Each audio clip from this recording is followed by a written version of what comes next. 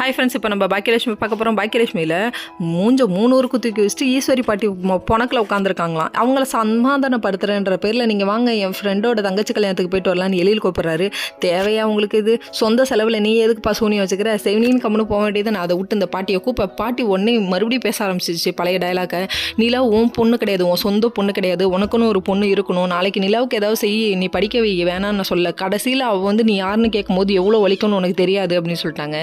எல்லாத்தையும் சொன்னீங்க ஓகே, ஆனால் அந்த குழந்தைய என்ன தூக்கியா போட முடியும்? பாட்டி சொல்கிறதும் கொஞ்சம் யோசிங்கப்பா அப்படிங்கிற மாதிரி ஆயிடுச்சு.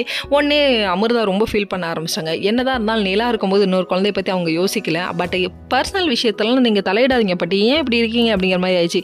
இன்னமும் இந்த வயசானவங்களாம் புரிஞ்சுக்க மாட்டேங்கிறாங்க. ஆனால் அதுலேயும் ஒரு நல்ல விஷயம் இருக்குதான். ஆனால் சொல்ல வேண்டிய விதத்தில் சொல்லுங்கள் பாட்டி, கொஞ்சமாக பொறுமையாக சொல்லிக் கொடுங்க.